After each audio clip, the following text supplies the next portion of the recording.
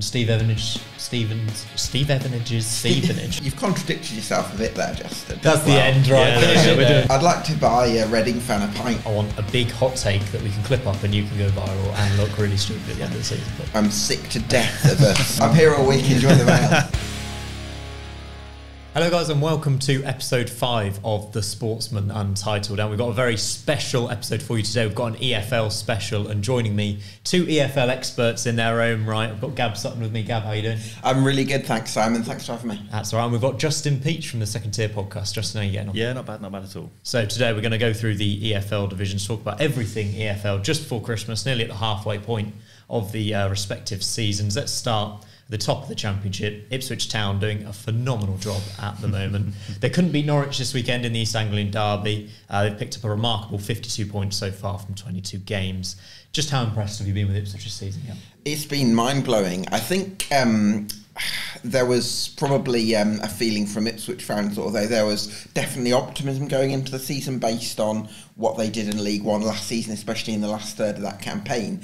I think there was probably a feeling that they would finish around 9th or 10th. That seemed to be the general consensus from some Ipswich fans, maybe going for a push for the playoffs in their first season. But I don't think anyone quite expected them to be as good as they have been. And for me, so much of that is down to Kieran McKenna, who's I think he's the best manager in the Championship, and watching his side play at the moment is just a joy. Justin, add to that? Yeah, I completely agree with Gab. We both, Ryan and I on the Second Tier podcast, predicted Ipswich to finish second in the league, and it's some clubs are just on an upward trajectory, and Ipswich are. They've had obviously new investment, new ownership. Behind the scenes, it's all sort of married together, and on the pitch, Kieran McKenna's blended the team brilliantly. I don't think there's a better manager who's more equipped at the moment to do that. He's a flexible manager as well, tactically, formation-wise as well. He's just got everything going together at the right time, and obviously the momentum from last season has helped as well. Is there a worry that McKenna could jump ship at Ipswich if things are going too well and we see a Premier League club kind of sack their manager second half of the season? Is there a chance that he would leave this project? Not this season, I don't think. I think he'd be quite keen to sort of see out the project and try and win promotion. I think the important thing that he's got at Ipswich is he's got a really stable club that's really well run, and I think that's really benefited Kieran McKenna in his first sort of job in senior management, because Ipswich Town were the club that took a chance on him. Of course, he's an ambitious manager. I believe in terms of the long term, he's got the potential to win a Champions League one day. I think he's got the potential to achieve things at the very, very highest level. I think for now he'd be quite happy to be where he is, and I can't see him jumping ship between now and the summer.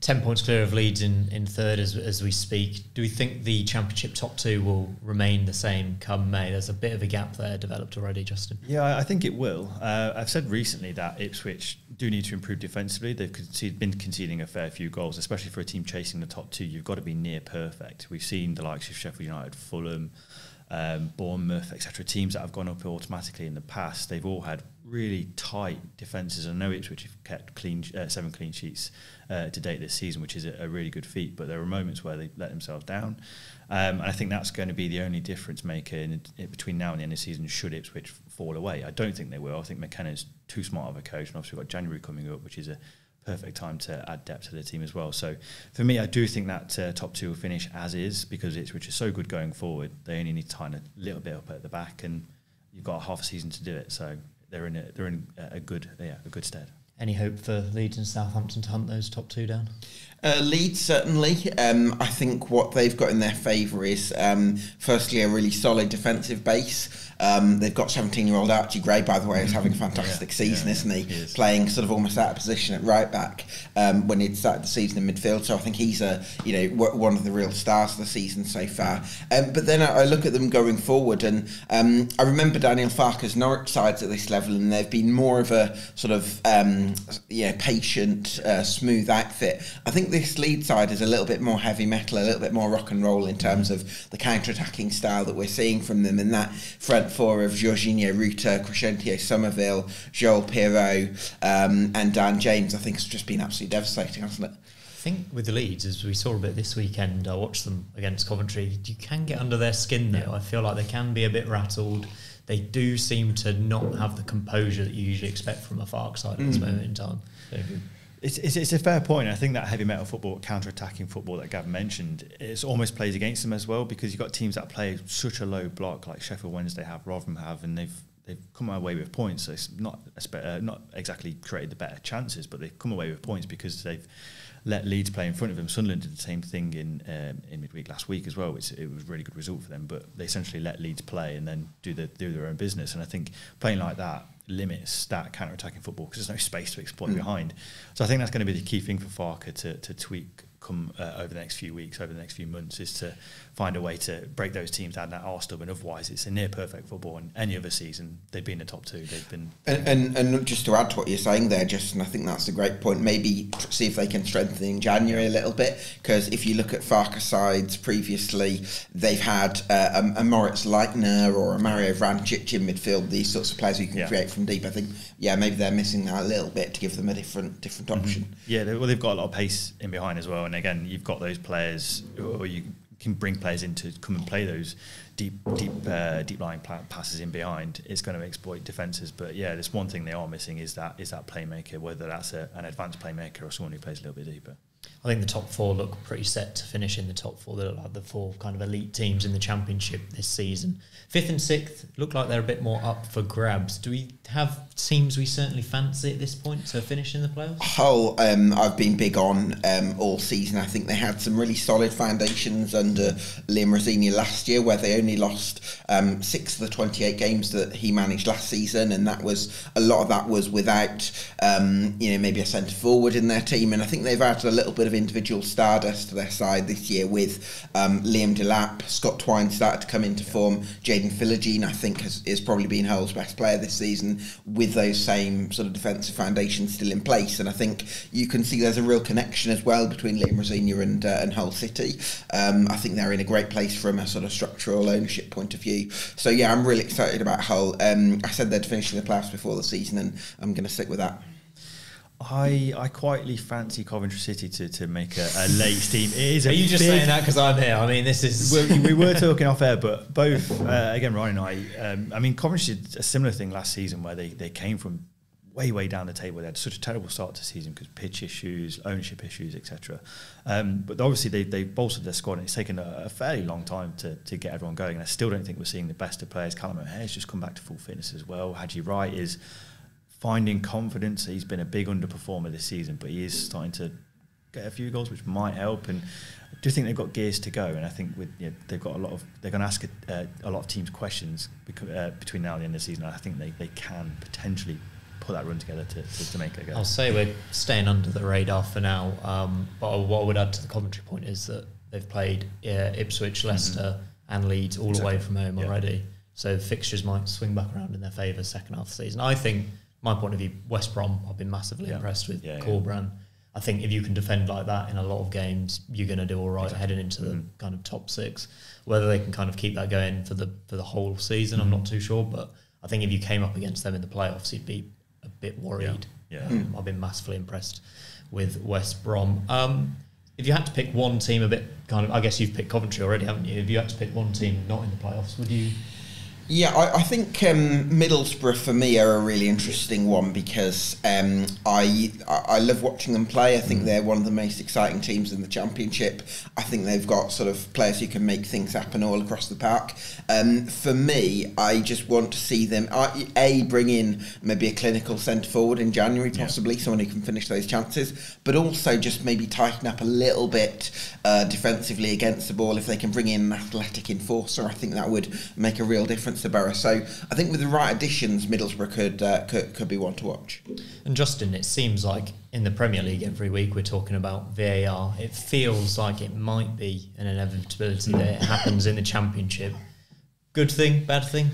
I think it's a good thing. It just depends how it's deployed. We've seen in the Premier League so many errors come about, mainly because of not mixed rules, but lack of clarity with the rules, and obviously just poor execution from officials. And I think that's going to help officials who, I mean, we've seen because of VAR, there's been a big drain of the quality officials go up to Premier League because there's a higher demand for officials in the Premier League to officiate games now. So I think that's led to a fast track of officials that probably aren't ready for Championship football, which has led to sort of underperformance. That would be my theory anyway. But I think bringing in VAR is probably going to help those officials in games, because there are a lot of contentious decisions. I mean, we saw a few against Norwich in the Norwich Ipswich game. So I think bringing VAR in might help that. I'm bored. I'm sick to death of us sort of poring over refereeing decisions. Refereeing decisions are necessary, but I feel like the amount of attention and scrutiny that's given to it, it just doesn't interest me. I would much rather have much more clarity, and I would accept some bad decisions happening in football in order to avoid these just so tedious delays that they just really irritate me. And I absolutely hate, when someone scores a goal and they celebrate and then all of a sudden there's this long delay. I just don't think it's what football should be about. So for me, you've got to bin it. I don't think it probably won't happen, but for me, VAR's got to be scrapped. I've got to say, Gab, I'm with you on this one. I think the whole point of going to the football is to have that one moment when your team scores the goal. All you have to do is glance at the linesman in the Championship, make sure he's not got his flag up. It's a goal. You can go nuts. Yeah. I think if you're removing that from the game, you're losing so much. Yeah. And I'm with you. I'll accept most refereeing decisions and I'd rather focus on the manager, the player, the tactics, what went wrong, rather than a refereeing mistake. Although that's easy to say when you've not been. Imagine being handed a kind of 90th minute penalty which stops your team getting promoted. I mean, that is frustrating, but the trade-off for me, is just isn't worth it, really. Well, let's get back to the football. We've seen some incredible individual players in the Championship so far this season. Justin, is there a particular player that's caught your eye, a one-off individual? I mean, the easy one is Sammy Szmodics. The amount of goals he scored for Blackburn this season has been unreal, really. He's been a fantastic player, and obviously he's playing out of position as well, because he's normally an attacking midfielder, but he's been playing as a striker because Blackburn haven't had the personnel. Obviously, Ben Bradford-Diaz left in the summer, so he's had to step up. And there was occasions last season where, he scored quite a few screamers as well last season, and I think that didn't really fill the expectation of me for him being or having the season that he's having. And I think the quality of his goals as well are repetitive. They are the same type of run, they're the same type of finish over and over again, and I think that's telling to the quality of coaching at Blackburn, and the what improvements that Szmodics has made. He's Timo Pukki-esque in the way he moves and the way he finishes. So I think that's as big a compliment as I can give him. As I say, he's really impressed me. Yep. I think for me, Samuel Edozie at Southampton, I've really enjoyed watching. He's a very sort of tricky, elusive, wide player, and he's so much fun just because he loves to take on defenders, but he can also cut it back and produce a moment of quality. I think if he can refine his end product, I think he's pretty close to being ready for the Premier League. So I've really enjoyed watching Samuel Edozie, but I think Justin makes a great point on Szmodics as well. I'll throw in Jack Clarke as well. I mean, it's the obvious name to pick at the moment, but that's a player that I think is definitely Premier League bound, and he is. If I could pick one player to have in my team, it would be Jack Clarke every single day of the week. We've had a few surprises as well in the Championship this season. Have you got one kind of surprise package? Obviously, there's the obvious Ipswich shout, but has there been another potentially surprise package?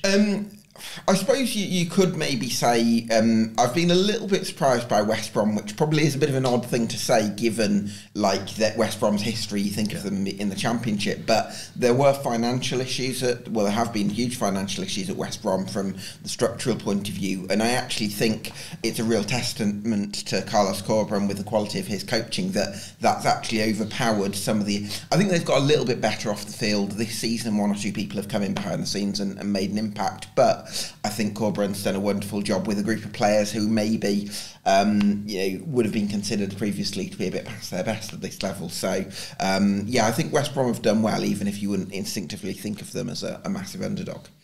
Plymouth have impressed me a lot. Just the way they've taken to the Championship, I think, has been pretty brilliant. And again, you're talking about a club who don't have a big budget. They are well run behind the scenes. The recruitment's spot on. In the summer, the business they did in the summer was fantastic. Morgan Whittaker and Ballymumba for around £1 million each. It's just unreal business. And Stephen Schumacher's not gone away from that attacking style of play that he wanted. Like played last season in League One that saw them get promoted. He's had to tweak formations as well. He's had personnel issues in terms of injuries, and obviously with a small squad, for them to carry on doing what they're doing and the good work that they're doing has been absolutely fantastic. But the West Brom shout is a good one as well, because I didn't expect him to do as well. Yeah, just to add to Justin's point there on Plymouth Argyle, I think changing formation from Plymouth Argyle have risen up the leagues with very much a wing-back system under Ryan Lowe and then under Stephen Schumacher, and then you're coming into your biggest test of that pit journey. I think it was a really brave shout for Stephen Schumacher to go away from the back three, all of a sudden play 4-3-3 at a really high, a really sort of demanding level, and I think it's worked out really well. Presumably, I think he's wanted to get players like Ballymumba further up the pitch with a bit more defensive insurance, but that was a brave call and he's got it right, so fair play to him. I think Morgan Whittaker has to go down as one of the signings of the season. So I know he was on loan and had a decent spell there, but landing him permanently. Finn Azaz, though, is the one I really like. He's been absolutely joy to watch this season. So they've got some really, and at home they've been on fire. They've scored 3s, 4s, and 6s at times. So they've been fantastic to watch, especially at home park. It looks like Plymouth will seemingly avoid relegation this season, which is the main aim for them. Down at the bottom, though, it's kind of livening up a bit, isn't it? Rotherham look like they're in a bit of trouble. We've got a bit of resurgence from both QPR on Wednesday under new managers. Huddersfield, Stoke, Millwall all struggling. Any worries for Wayne Rooney, Gab? Certainly are. I think you're right to mention Wednesday and QPR, because they're really where the Championship dogfight kind of pivots for me, because with the impact that Danny Röhl and Marti Cifuentes have made at those clubs, they've brought a real continental impact in different ways. I think Wednesday against the ball are more aggressive and more of a unit. QPR, I think, are playing a bit more football than they did under Ainsworth, and basically those sort of resurgences, even if in Wednesday's case the turnaround in results wasn't immediate, it does put a bit more intrigue, where previously you'd have looked at the dogfight and said a few of their sides are going to be too good to go down. I don't think that's so much the case anymore. No, I agree with Gab. I'm looking at Stoke and Millwall and thinking Stoke are one bad decision managerially to really being dragged into another relegation battle. I say another relegation battle. They've always flirted with the idea of dropping into the bottom three over the past few seasons, but it's not quite transpired that way. And obviously Millwall as well. What is the price of progress? Is it a drop into League One, or is it a relegation scrap this season to go again next season? It's they've had to make a big decision in getting rid of Gary Rowett and then going with Joe Edwards. So there are two teams there that can be dragged into the relegation battle, and Swansea City as well, who are feeling, I say, indecisive in terms of their managerial appointment, but they've got one idea in mind, but it's not quite transparent that's going to be the case in terms of getting that manager in. So what's their backup plan? Is a manager who's going to come in and push them forwards, or is it someone who's going to firefight? There's a lot of question marks for those teams above them, and QPR and Sheffield Wednesday will certainly be licking their lips. We mentioned the likes of Stoke or Millwall. Those are clubs that we expected potentially to be pushing for the playoffs this season. I think they're part of the group of the teams where they would be the ambitions. Birmingham City potentially had more kind of modest aspirations this season. It was going so well under Eustace. How do we see the Rooney thing playing out? I would say with tears. I'm quite sceptical of Wayne Rooney, having watched him as a Derby fan at Derby. I know Liam Rossini did a lot of the I'd say technical side of the coaching.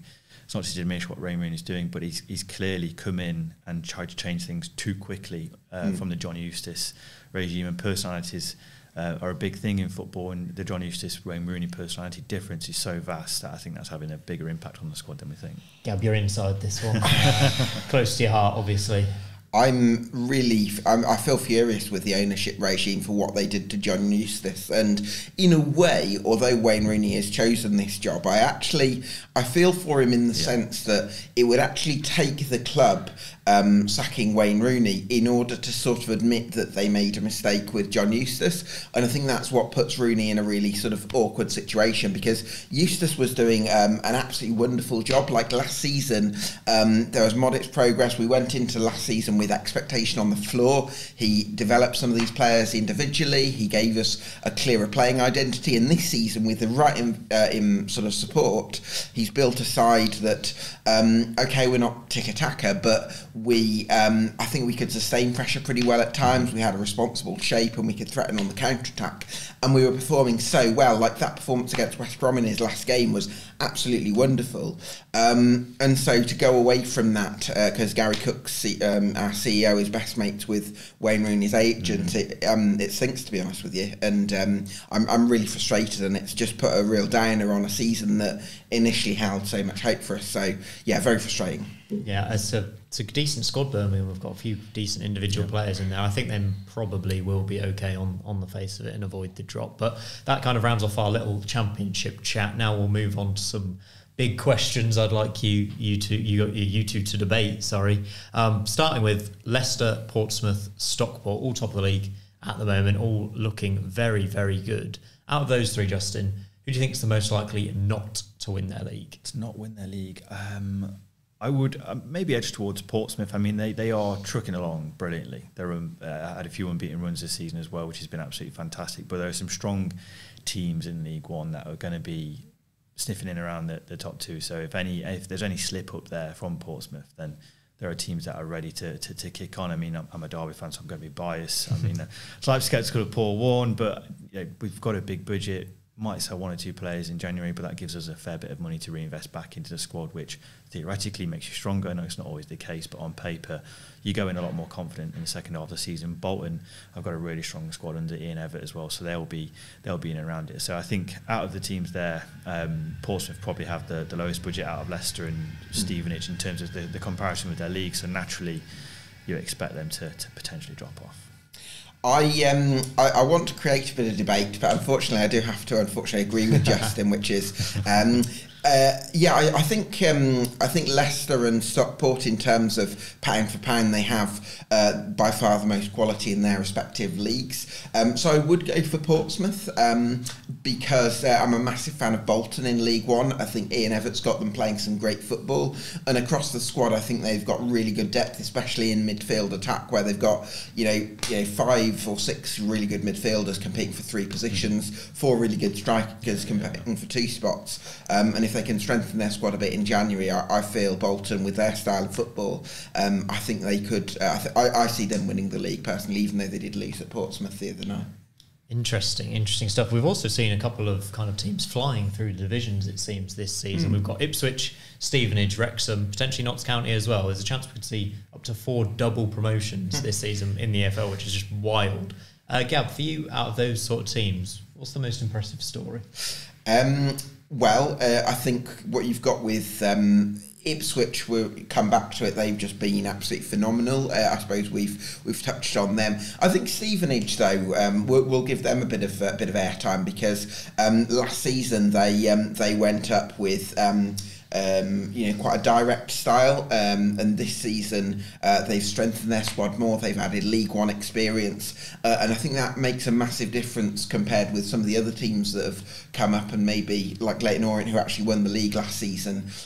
They've lost a couple of key players. I think Stevenage have really strengthened their squad, and Carl Pejani at centre half, I think I'm a massive fan of. I think I had him as player of the year in League Two last season, and he's just got such a relentless mentality, and Steve Evans has it as well as manager. So I'll go for Stevenage.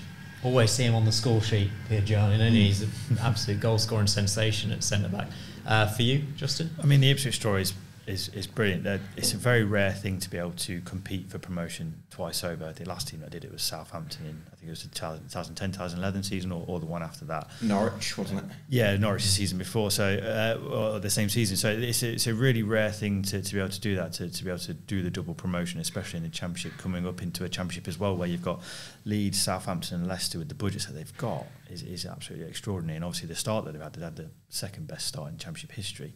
I was saying earlier, I alluded to earlier, if Leeds and Southampton in any other season would have been in the top 2 if it wasn't for Leicester and Ipswich, because their respective starts, it's been incredible. And again, they're going to have a decent budget, but it's not going to be anywhere near the top sides in the division as well. And I just wanted to throw some Steve Evans as well. He's an incredible personality. So to have him back in pushing for League One with Stevenage, again a team that you didn't expect to be in and around the playoffs this season in League One, I think is a great thing. It's almost a revival of Steve Evans, which could see him back in the Championship next season, which would be good. I was going to touch on that. He seems like he does his best work at clubs where it's against the odds. What we saw with Rotherham, taking them up 2 divisions, feels like he's finally found a club like that in Stevenage. At clubs like Leeds and at the bigger clubs, it seems like he hasn't had that same effect, kind of backs against the wall mentality. For me, he's one of the managers of the season so far. If he gets promoted, might even be the manager of the season. You touched on Kieran McKenna. Obviously, he's done an amazing job. Do you think he's probably been the manager of the season so far? It probably is. Again, it's just that ability to get that much attacking potential out of the team, out of the players they've got. I did not expect Connor Chaplin to kick on in the Championship the way he did, just because we've not seen it in his career yet. He's been a very good League One player and a so-so Championship player. It's the same with George Hurst, who's been a very hit and miss, and sure, he's a bit wasteful at times, but his ability to knit together that attack in the final third is incredible. So it's McKenna's ability to tie everything together with players who aren't necessarily you'd expect to be Championship quality in any other season. It's that ability to get more out of that team is absolutely incredible. It's the coaching ability with George Hurst. I think that's a great point, because at other clubs he's played in more of a direct style, and because he's 6'3", people assume he's a target man. But actually, there's a really sort of deft quality to George Hurst, where he plays those fancy little flicks that brings other people into the game.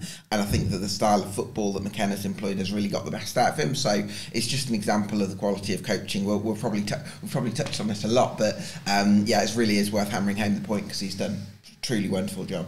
From the highs maybe to the lows, are there any teams or players or managers this season that are your kind of biggest disappointments of the season, or potentially flops of the season?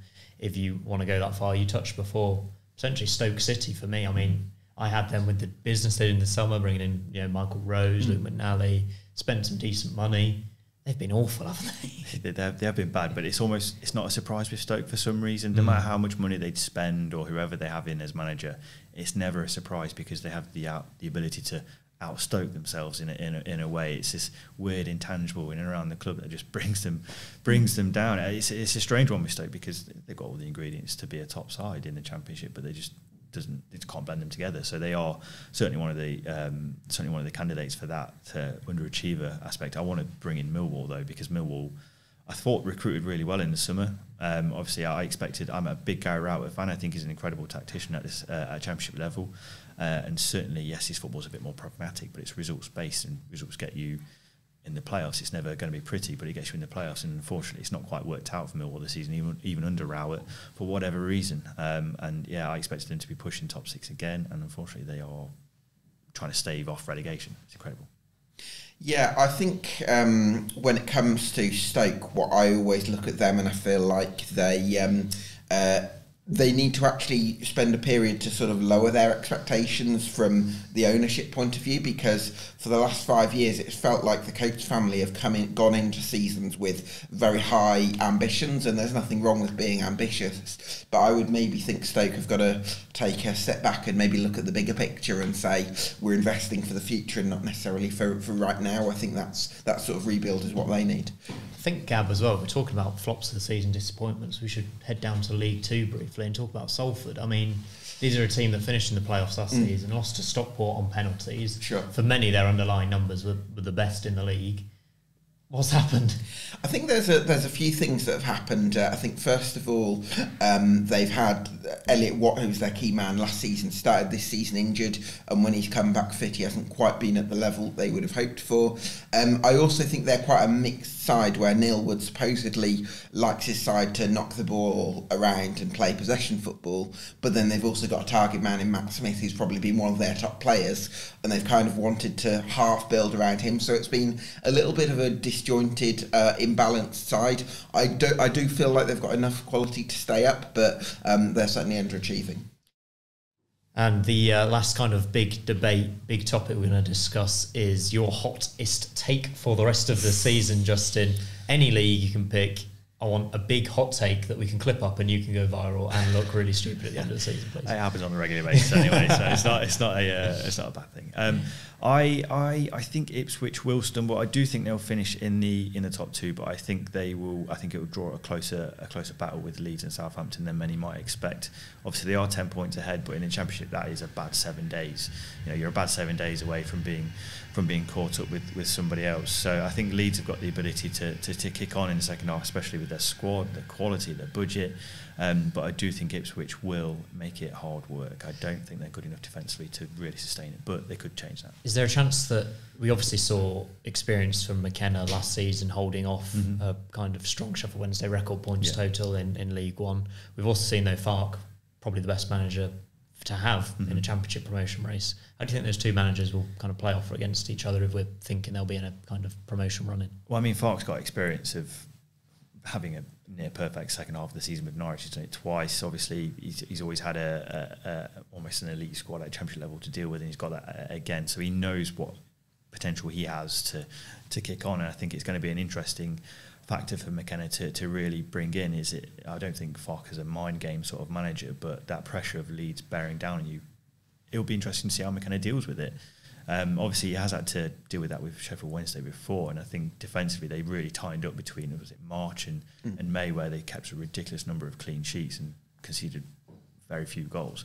They kicked on again, and they're going to have to do that again, in my opinion, in the second half of the season to really ensure that top 2 place is going to be solidified. But for me, I think Leeds will ask a lot of questions, and Daniel Farke is going to be a big part of that. Is there a chance that Maresca's inexperience in the Football League could see it be an Ipswich Leeds top 2 and Leicester could slip out, or do you think they're fine? I mean, I think we've seen some of the inexperience come into it. There's been occasions over the last couple of weeks where Maresca's probably overthought his team selection. I mean, he's got to rotate and keep things fresh, but there has been a couple of periods where there's been that overthinking aspect coming into it. So I don't think, I mean, his inexperience might play a part in it, but I think Leicester's squad is just far too good, far too well drilled to drop points on too many occasions. I mean, they've got to the point where they are now without getting out of third gear. They've got gears to go. They've got a lot of potential yet to go this season, which is incredible.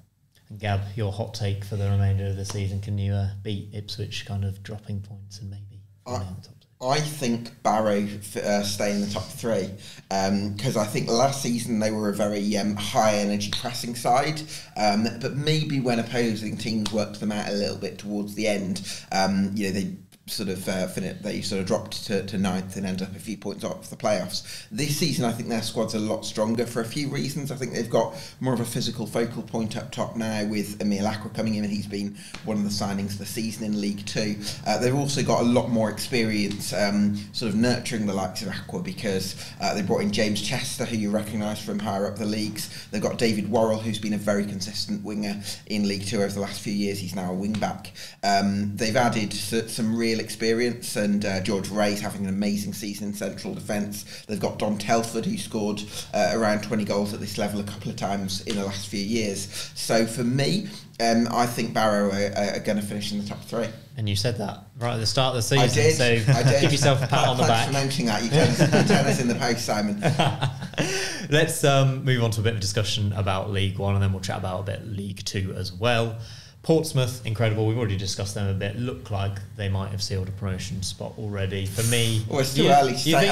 I love John Messina. I love Portsmouth. Oh, yeah. I think they're going up. I'll say it, even if you two won't. I think the one question I have over Portsmouth is John Messina is a complete rookie, and I think when it gets to the pressure points of the season, how is he going to handle it? Now, if you're asking me for a prediction, I would say that he will handle it really well because I love his sort of ability to frame things positively. I think he's a very good psychologist, and I've been really impressed with him as a first-time head coach from that perspective. But I still think there's a bit of a question mark, and you've got Ian Evatt, who's won promotions with Barrow, with Bolton before, and he's obviously had the experience of the playoffs last season. So for me, Bolton win the league, and I'd probably go Portsmouth second. Well, that's interesting because I was going to ask who was going to finish second in League One, but you think Portsmouth are going to finish second. We've seen Posh kind of progressing at the moment, doing really well. Bolton a little bit out of form, I dare to say it when you're here. Oxford hit and miss at the moment, and Steve Evanage, you know what I mean, Stevenage sticking around. Derby, Derby finding any sort of form at the minute? Well, they won 5 on the trot up until Wycombe, where they drew and almost threw the game away themselves. They really, I wouldn't say imploded, but there was a lot of game management issues in that draw, and I think they have that ability to allow teams to get into it and don't ask too many questions of teams too often enough, especially with the quality that they've got in the squad. Justin, what do you think about this Max Bird playing further forward and Conor Hourihane deeper? Because you'd have thought that it'd be the other way around. You'd want Max Bird being the controlling one and then Hourihane being the sort of instinctive creator, wouldn't you? Oh, I think the key thing there is age. I think Conor Hourihane's not got the ability to sustain that period in the final third anymore. He saw against Wycombe, he did a sprint, and my goodness, I didn't realise how slow he was. And that's no disrespect to him. I don't think he's ever been a runner, but I was still surprised. And I think Max Bird has got a lot of technical quality on the ball, probably too good for League One. So I think in League One, he's going to be able to adapt to that role quicker than he probably would in the Championship, because he was more of a controller under Wayne Rooney, Liam Senior, and even last season he played that role quite often. So I think it's working in our favour, but again, we are missing that specialist number 10 to really, really break teams down. And if you had to nail down where Derby would end up in May, where are you thinking right now? Is Paul Warne still in charge in May? I don't want it to go. But I'd rather see a manager in charge of the club who's a bit like a Liam Rossini, for example, who we had last season. You've contradicted yourself a bit there, Justin. I probably have, and it's mainly down to I don't want him to go because I don't want to be seen as a bitter, angry person. You know, you're not. I think it's his style of football that I have a big issue with, and the sustainability of results. We've outperformed our XG. If anyone's a data nerd, we've outperformed our XG on a number of occasions, and we've got an ageing squad. Our recruitment has been so under Paul Warne. He favours the experienced player, which we don't need at the moment because we have too many. We've got the oldest squad in the league. There's a lot of question marks over Paul Warne. I think that Derby appointed Paul Warne without a huge amount of sort of footballing nous upstairs, and they looked at his promotion record and the fact that he's won 3 promotions from League One. But I think that was at a club where the expectations were actually a bit lower. So Paul Warne's method of managing, which I think is actually being a little bit vulnerable and getting people sort of to sort of go with him. I think that was incredibly powerful at times at Rotherham.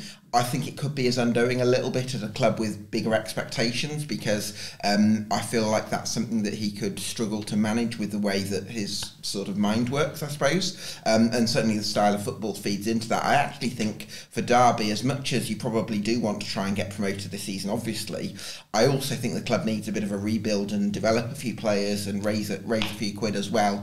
I think it's a rebuilding time for the club, and I'm not sure that Paul Warne's the right person for it. So do we think they're finishing the playoffs at the end of the season? I think we will, because I think the squad's almost too good not to. But again, it depends on January business. Max Bird and Aaron Cashin have been linked with moves away. Do you think you'll cash in? Yeah.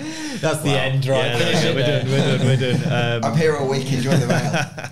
Yeah, that one was for free, Gab. I think we will. I think we need to. He's a player who's.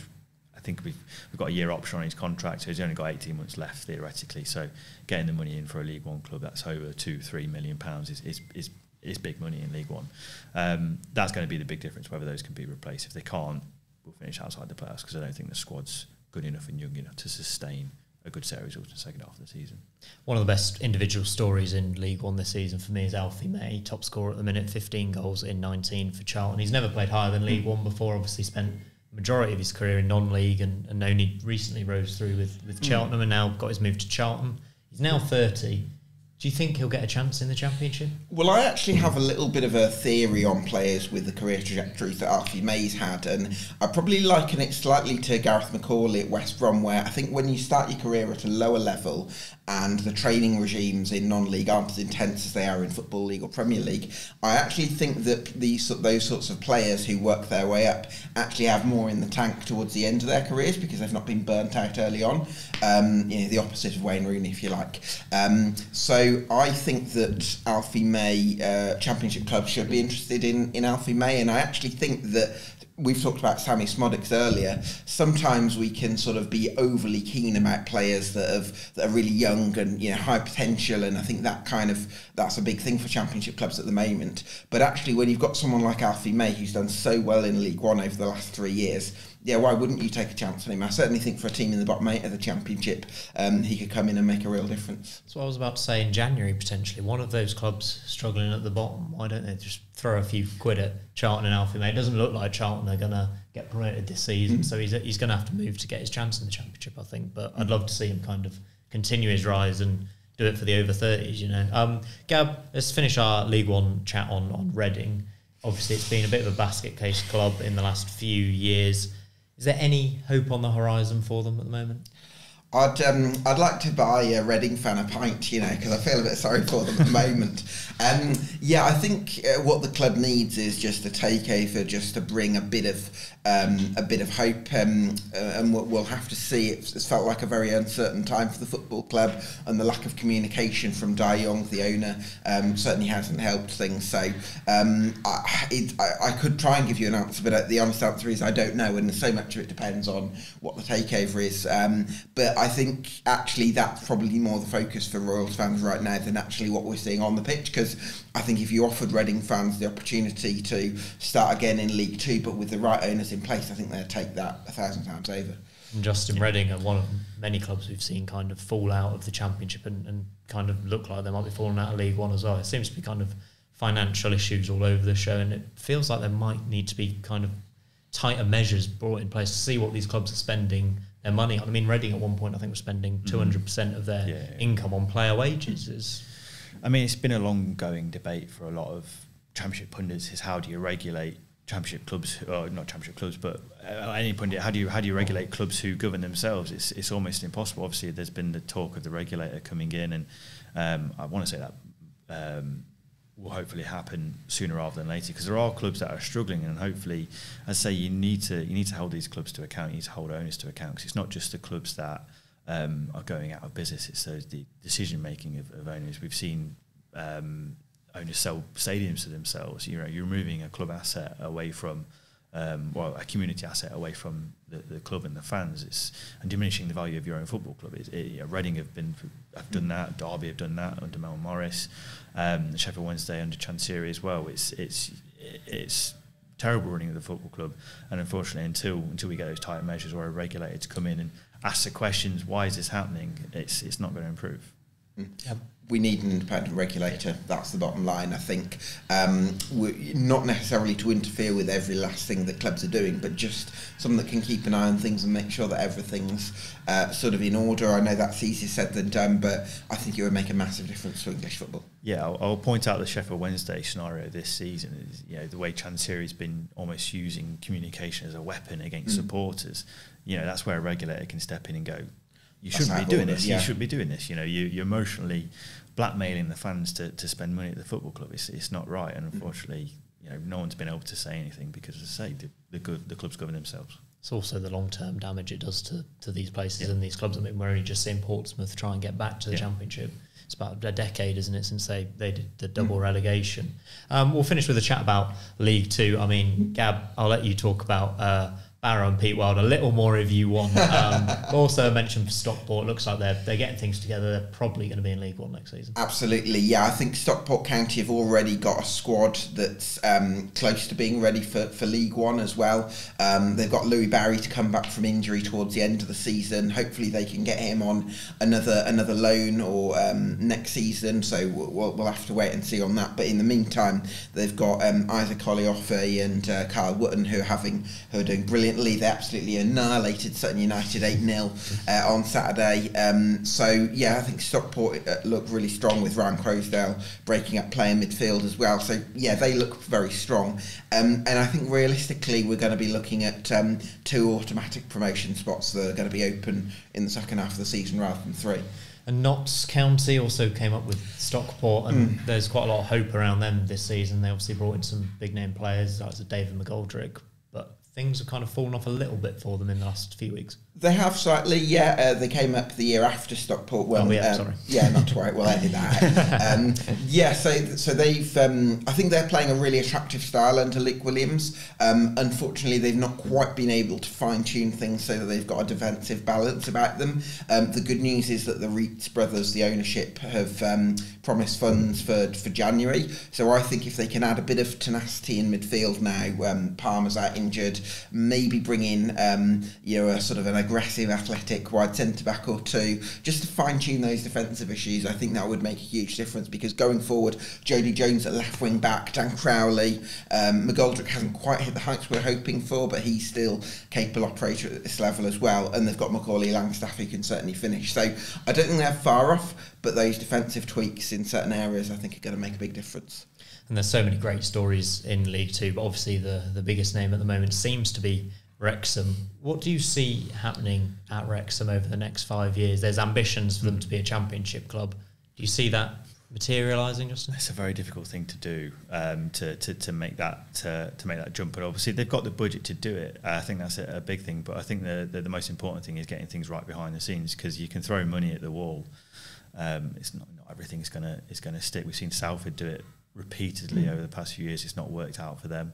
And Wrexham could easily do the same thing, but they have some good football operators behind the scenes that are gonna help things. But again, it just comes down to the type of player that we recruit over the next couple of years, because they've got the likes of Ben Tozer, other players in there that are probably going to reach their peak now and going to have to move them on. It's about how they replace them. And obviously Wrexham being a big club, well financed, you might not always get the right player in, because unfortunately you're going to go through the most expensive one sometimes. Mm-hmm. Gab, how do you see kind of Wrexham doing this season and beyond? I think the challenge for Wrexham at the moment is to work out how to be this kind of global Netflix brand that gets, people asking for selfies in Disney New York. Plus, let me interrupt. Sorry, it's Disney Plus. Don't sue us, please, Netflix. Okay, Disney Plus, thank you. Ryan Reynolds will be fuming when he watches this. Just tell him when I think they'll finish in the playoffs rather than top three. I think they're sort of working out how to be this global brand, whilst also trying to be a League Two side that gets results and wins promotion. Now, they're doing quite well in terms of results. I actually want a little bit more from them performance-wise than we've seen in the first half of the season. But I look at the pre-season tour in America. They came back to England a week before the opening day of the season, like in the same week. So for me, I think that there's an issue with actually trying to create a controlled and focused environment amid all the sort of chaos and the razzmatazz. So I think that's the challenge for Wrexham at the moment, as I see it. And we'll kind of finish this League Two discussion with a touching on the relegation spots at the minute. It looks like Forest Green are a club really kind of fallen from grace recently. Yeah. How have things panned out there? Obviously, they had Duncan Ferguson for a bit. They did, yeah. So they've got in David Horseman. He's their new head coach, and has its first time coach, and it's not quite worked out as he might have hoped. They have had injuries, which hasn't helped. They've got quite a bloated squad. Sometimes you can have too many players and actually interferes with the dynamic of the team a little bit. I think that the club needs... I suspect the club might need an experienced manager actually at this stage, and someone who can kind of be a bit of a stronger presence behind the scenes a little bit. I feel like they're missing that. But it's been such a decline for the club over the last 18 months. I think they need some firmer hands at the moment. But I think we talked about Sheffield Wednesday and QPR being the sort of pivot of the relegation battle in the Championship. I think Forest Green are kind of a bit like that in League Two, because Sutton are in massive trouble. So I think for some of the teams just above the relegation zone, it's kind of going to be, the big question is whether Forest Green can resurge, whether under new management, whether they spend in January. I think that's the big question mark over the League Two dogfight. Brilliant. And we're going to end this podcast by picking a team to win each on Boxing Day and putting a little treble forward for EFL fans to potentially follow. I'll kick us off while you guys gather your thoughts and give us your selection. I'm going to pick Blackburn to win at Huddersfield. I'm worried about Huddersfield under Darren Moore. I don't think they've improved in the way they should have. I'm saying this after Blackburn have just been hammered by Southampton away from home, but they're actually 6th in the away form table. They're a very good team. I really like John Dodd Tomlinson. I think they play wonderful stuff. I think they're far better than Huddersfield, so I think they should go there, play them off the park, get a comfortable win. So I'm putting forward Blackburn. Justin, who are you going for? I will... You know what, I'm going to bet on my own team here. I'm going to bet on Derby to beat Wigan. We've got a good away record on Boxing Day, Derby have. Maybe not in recent years, but it typically is... You went 4-0 at St Andrews. Exactly. 2014. And most of the time we play away as well, and we always tend to pick up results. So I'm going on that sort of intangible to throw in as well. But also it's a key period for the club and the team to really pick up momentum going into January, and obviously we're on the back of a decent run at the moment, so I'm thinking 3 points against Wigan. What have you made of Wigan this season? I think they recruited relatively well given their constraints in the summer and their pace as well, because obviously they had to get the takeover done quickly, and I think Gary Caldwell's handled things quite well. They had an electric start. They really... Sean Maloney. Sean Maloney, Gary Caldwell, that's a long time ago. Yeah, Sean Maloney, he's done a fantastic job in putting the team together and playing the style of football, because they really blew me away on the opening day against my Derby side. because they played some really good stuff. They got balls in the box with Charlie Wyke, and they really played to the strengths of the squad. They were really good. Obviously, there's been subsequent drop-offs, but I don't think squad depth is going to help matters there. But they're a team that certainly I think will improve as the season goes on. Well, they're going to get beaten on Boxing Day. Exactly. Gab, who's your pick? My pick is Leeds United. I think they win away at Preston North End. Bit of a tricky time for the Lily Whites. They're 8th in the table, but a lot of that was some tight smash and grab results earlier in the season, and they've since dropped off. And actually, so they've had some heavy defeats lately. They've looked a little bit imbalanced, and I think that the way Leeds United counter-attack, as we've spoken earlier in the season, I think that could really be a problem for North End. So I'm going to go for Leeds. I think Preston got beaten 5-1 by Watford as well at home at the weekend. Some defensive issues there. Thank you very much, guys, for joining us. Both of us. We've got Leeds, Derby and Blackburn to win on Boxing Day. There's a Christmas present for you all. But Gab, thanks very much for joining me. Justin, thanks for joining me. And we'll see you next time on the Sportsman Untitled.